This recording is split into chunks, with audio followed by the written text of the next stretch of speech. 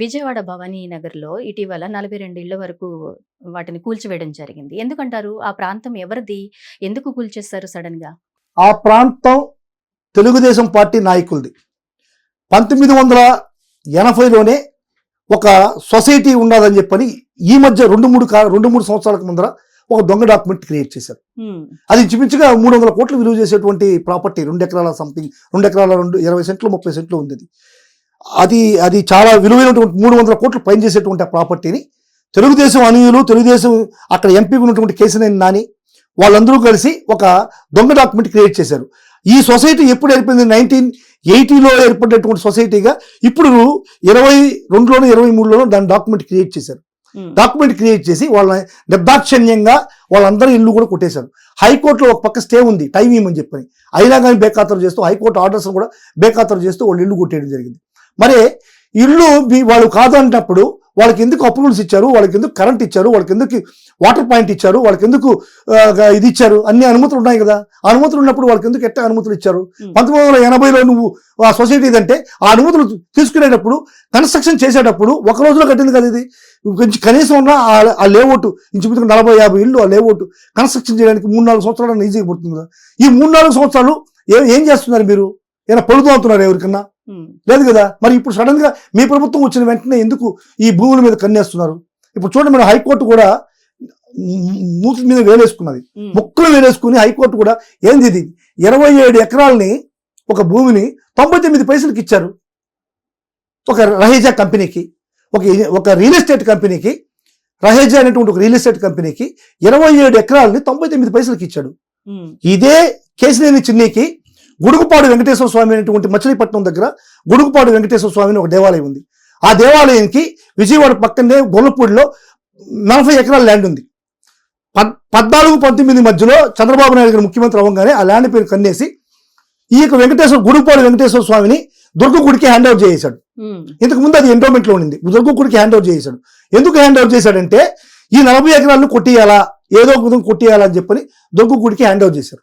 కనీసం ఆ గుడిలో దీపదీప నైవేద్యానికి కూడా నోచుకోకుంటుంటే జగన్మోహన్ రెడ్డి మళ్ళా 19లో ముఖ్యమంత్రి అయిన వెంటనే ఆ గుడికి మళ్ళా దుర్గగుడి నుంచి విముక్తి కలిగించి ఎండోమెంట్ లో చేసి 2 కోట్ల రూపాయలు జీవనోద్ధరణకి మళ్ళీ డబ్బులు ఇచ్చి దానికి ధూపదీప నైవేద్యానికి కొంచెం అమౌంట్ అలాట్ చేసి ఈ ల్యాండ్ మళ్ళా కూడా దానికి రాయడం జరిగింది.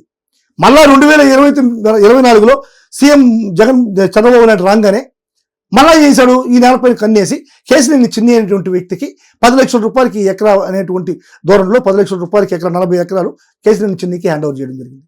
మా నాయకుడు, మన వైఎస్ఆర్సీపీ నాయకులంతా కూడా కోర్టుకెళ్ళి దాన్ని మళ్ళీ విడుదల చేయడం జరిగింది. ఈ విధంగా భూ కబ్జాలు ఉర్సాకి 60 కోట్లు విలువ చేసేటువంటి భూమి 99 పైసలకి ఉర్సాకి ఇచ్చారు.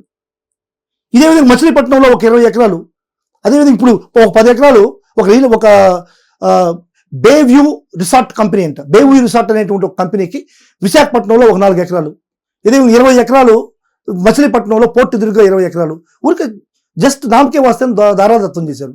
ఈ విధంగా భూ సంతర్పణ చేసేటువంటి చంద్రబాబు నాయుడికి ఈ యొక్క నేలపైన పడింది కేశినేని చిన్నికి ఇవ్వాలన్నటువంటి ఒక దురుద్దేశంతో ఈ రోజు కట్టడం జరిగింది. కానీ వైఎస్ఆర్సీపీ అధినేత జగన్మోహన్ రెడ్డి గారు ఆడికి పోయి అటు పరామర్శించాడు, వాళ్ళకి అండగా నిలబడతాడు. ఖచ్చితంగా గవర్నమెంట్ వస్తే దీనిపైన మంచి నిర్ణయాన్ని తీసుకుని వాళ్ళందరికీ కూడా న్యాయం చేసేటువంటి పరిస్థితి జగన్మోహన్ రెడ్డి గారు కల్పిస్తారు. ప్రజల పక్షాన ఎప్పుడు కానీ జగన్మోహన్ రెడ్డి వైఎస్ఆర్సీపీ ప్రశ్నిస్తూనే ఉంటుంది. ఇప్పుడు ఇటీవల పిఠాపురంలో ఒక స్కూల్లో పిల్లలపై కుల వివక్ష కారణంగా ఒక ఇష్యూ బయటకు వచ్చింది. వాళ్ళని దళితులు అని చెప్పేసి టీచర్స్ అది స్కూల్లో చాలా దారుణంగా మాట్లాడి వాళ్ళని బాధ పెట్టారు అని ఒక అంశం బయటకు వచ్చింది. ఏమైందండి అసలు? ఇప్పుడు ఈ కుల వివక్ష ఏంటి? అది పిఠాపురంలో, అందున పవన్ కళ్యాణ్ గారి నియోజకవర్గంలో జరిగినప్పుడు ఆయన స్పందించలేదు అని కూడా అంటున్నారు. నిజమేనా? ఏదైనా ఒక ఇష్యూ జరిగేసరికి పవన్ కళ్యాణ్ స్పందించట్లేదు అంటున్నారు, అది నిజమేనా? మేడం, పవన్ కళ్యాణ్ ఇప్పుడు స్పందించాడు. మేడం, ఎందుకంటారు? నేను మొన్న ఒక టీవీలో కూడా మాట్లాడుతూ చెప్పాను, నేను ఇప్పుడు స్పందించాడు ఆయన. మళ్ళీ ప్రభుత్వాలు మారి జగన్మోహన్ రెడ్డి గారు ముఖ్యమంత్రి అయిన తర్వాత స్పందిస్తాడు. ఇప్పుడు మీరు స్వగాలి ప్రీతి ఉంది, స్వగాలి ప్రీతి అంశం ఎప్పుడు జరిగింది? 2018లో జరిగింది. 2018లో ముఖ్యమంత్రి ఎవరు? చంద్రబాబు నాయుడు గారు. ఆ రోజు ఏం మాట్లాడాల, స్వగాలి ప్రీతిని గురించి ఏమీ మాట్లాడలేదు. ఎప్పుడైతే చంద్రబాబు నాయుడు గారు దిగేశాడో జగన్మోహన్ రెడ్డి గారు 2019లో ముఖ్యమంత్రి అయ్యారో స్టార్ట్ చేశాడు. సుగాలి ప్రీతికి అన్యాయం జరిగింది, సుగాలి ప్రీతికి అన్యాయం జరిగిందని. సుగాలి ప్రీతికి ఎవరు అన్యాయం చేశారు? చంద్రబాబు నాయుడు గారు అన్యాయం చేశాడు. సుగాలి ప్రీతి విషయంలో జగన్మోహన్ రెడ్డి గారు చిత్తశుద్ధిలో ఉన్నారు. వైఎస్ఆర్ కాంగ్రెస్ పార్టీ సుగాలి ప్రీతికి వెనకాల నిలబడింది. ఆమెకి ఒక ఇంటి స్థలం ఇచ్చారు. 8 కోట్ల రూపాయలు ప్రభుత్వం నుంచి రావాల్సినటువంటి ఆ కాంపెన్సేషన్ 8 కోట్ల రూపాయలు అందజేశాడు. అదేవిధంగా 5 ఎకరాలు వ్యవసాయ భూమి ఇచ్చారు. ఒక ఉద్యోగం ఇచ్చాడు. కానీ అది కూడా వక్రీకరిస్తూ 2 ఉద్యోగాలు అంటాడు.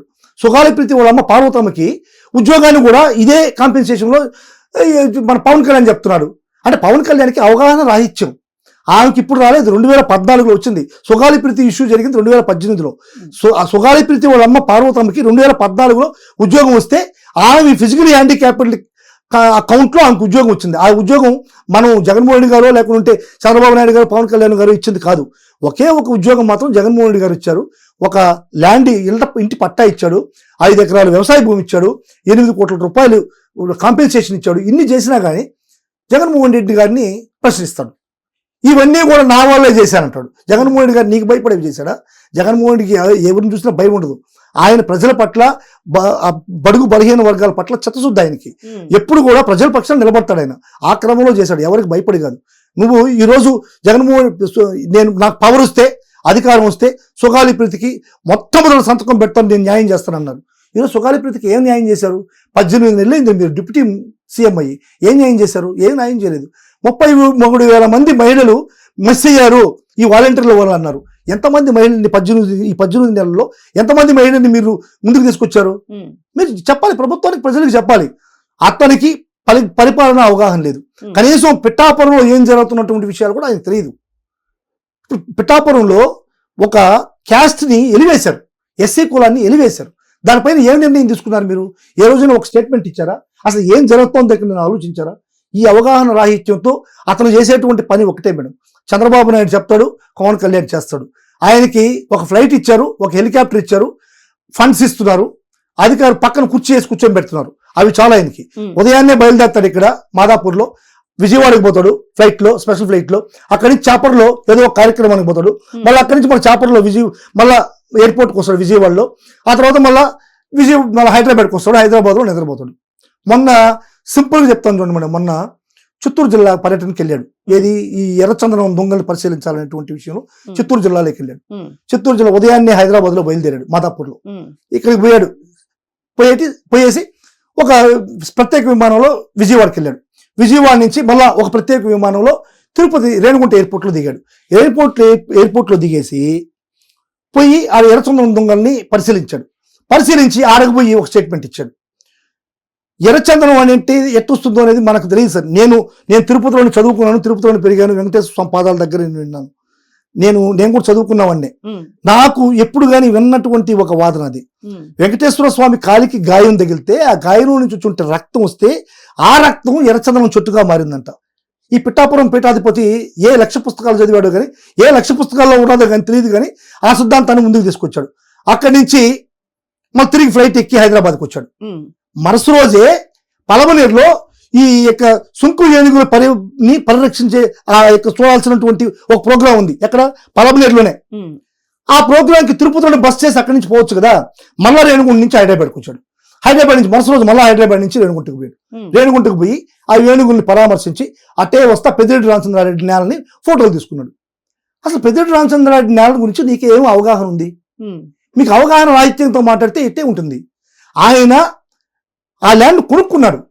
1960లోనే వాటికి పట్టా ఇచ్చారు. ఎవరికో ఇచ్చారు, వేరే పెద్దిరెడ్డి రామచంద్రారెడ్డి కుటుంబానికి పట్టా ఇవ్వాల.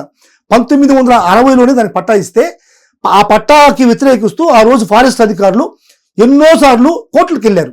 ఆ లోకల్గా ఉన్నటువంటి అందరూ కూడా కోర్టులకు వెళ్ళారు. కోర్టుల్లో అందరూ గెలిచి ఇది ప్రైవేట్ ల్యాండు, ఇది పట్టా ల్యాండు అన్న తర్వాతనే పెద్దిరెడ్డి రామచంద్రారెడ్డి గారు కొన్నారు. పెద్దిరెడ్డి రామచంద్రారెడ్డి దాన్ని కొన్న తర్వాత చంద్రబాబు నాయుడు గారు ముఖ్యమంత్రి అయిన తర్వాత దానిపైన కేసులు వేయించారు. అప్పుడు పెద్దిరెడ్డి రామచంద్రారెడ్డి గెలిచాడు. అతను కిరణ్ కుమార్ రెడ్డి కూడా అదే పెద్దిరెడ్డి రామచంద్రారెడ్డి నేల మీద, ఆ ఫారెస్ట్ భూముల మీద కేసు వేయించాడు. అప్పుడు పెద్దిరెడ్డి రామచంద్రారెడ్డి గెలిచాడు. ఇప్పుడు మళ్ళీ పవన్ కళ్యాణ్ పోయి షూటింగ్ తీసి దాంట్లో ఈ కెమెరా సినిమా ట్రిక్ లెవెల్లో పెద్దిరెడ్డి రామచంద్రారెడ్డి ఫారెస్ట్ ల్యాండ్ ని కబ్జా చేశాడని ఒక స్టేట్మెంట్ ఇస్తావు. నీకు నిజాయితీ ఉందా? నిజాలు తెలుసుకోకుండా నువ్వు ఈ యొక్క డిప్యూటీ సీఎం రేంజ్ లో ఉండి, అటువంటి పొజిషన్ లో ఉండి ఈ విధంగా అసభ్యమైనటువంటి మాటలు మాట్లాడడం తప్పు కదా. ఇవన్నీ తెలుసుకున్న తర్వాత మళ్ళీ ఏం చేశాడు? పక్కన ఆ ల్యాండ్ కాకుండా ఏదైతే 69 ఎకరాలు 67 ఎకరాలు ఉన్నదో ఆ ల్యాండ్ కాకుండా పక్కన ఒక 30 ఎకరాలు ఉంది. ఆ 30 ఎకరాలని పెద్దిరెడ్డి రామచంద్రారెడ్డి కబ్జా చేశాడు. 7 కాడికి వాళ్ళు ఫెన్సింగ్ వేసుకొని ఉన్నారు. ఫెన్సింగ్ వేసుకుని పక్కన ఉండేది ఎవరో కబ్జా చేస్తే ఈయనకేం సంబంధం? అది కబ్జా చేసి ఉంటే అది కూడా ఫెన్సింగ్ వేయాలి కదా. ఈ విధంగా అవగాహన రాహిత్యంతో మాట్లాడతాడు. మళ్ళా శంకరగుప్తం పోయాడు, ఈస్ట్ గోదావరి జిల్లాలో శంకరగుప్తం పోయాడు.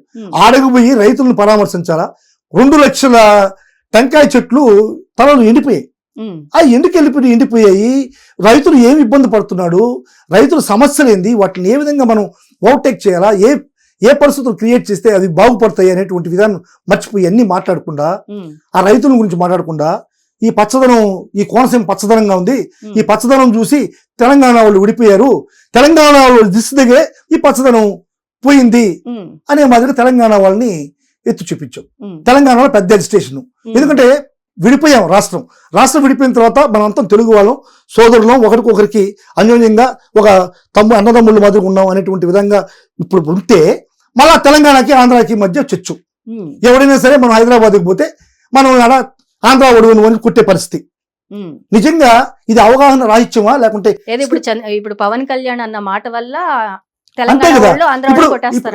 ఇప్పుడు ఎంతమంది మీకు సోషల్ మీడియాలో కానీ సాక్షాత్తు సినిమాటోగ్రఫీ మంత్రి కూడా స్టేట్మెంట్ ఇచ్చారు కదా, మేము ఆన్యం తెలంగాణలో ఆన్యం పవన్ కళ్యాణ్ సినిమాలు ఆన్యం అని స్టేట్మెంట్ ఇచ్చారు కదా. ఇదే కొంచెం ముదిరిందంటే మనం తెలంగాణలోకి పోతే ఖచ్చితంగా తెలుగు ఓడివే, నువ్వు ఆంధ్ర ఓడివా అని కొడతారు గ్యారంటీగా. మీ వల్ల మీకు మాకేముంది అని చెప్పని. అటువంటి ఆయన సరదాగా అన్న ఒక చిన్న మాటని రాజకీయం చేయడం ఎంతవరకు కరెక్ట్ అంటారు? ఇప్పుడు ఆంధ్ర వాళ్ళు లేకుండా తెలంగాణ అభివృద్ధి చెందిందా? ఇది మన ఉమ్మడి ప్రాంతము, ఉమ్మడి రాజధాని కింద కూడా ప్రస్తుతం నడుస్తోంది. ఆంధ్రప్రదేశ్ అవతరణ జరిగినప్పుడు తెలంగాణ, రాయలసీమ, ఆంధ్ర అన్ని కలిపి 3 ప్రాంతాలను కలిపి రాష్ట్రాన్ని మనం ఏర్పాటు చేసుకున్నప్పుడు, అందరూ సమానంగా దీన్ని డెవలప్ చేసినప్పుడు ఎందుకు ఈ ఏర్పాట్లు ఎందుకు వస్తున్నాయి? ప్రజల మధ్య ఎందుకు ఇలాంటి చిచ్చు రాజేస్తున్నారు రాజకీయ పార్టీలు? పవన్ కళ్యాణ్ అది తమాషా కడిగాడా అనేది ప్రతి ఒక్కరికి మనం చెప్పలేం కదా. ఇన్ని కోట్ల మంది ప్రజలకి ఎవరో ఒకటి కనీసం ఒక చిన్న భావోద్వేగానికి అవుతుంది. ఏ అజిటేషన్ కానీ ఏ ఇది కానీ స్టార్ట్ అయ్యేది ఒక్కడి నుంచే స్టార్ట్ అవుతుంది, ఏ ఉద్యమం అయినా కానీ.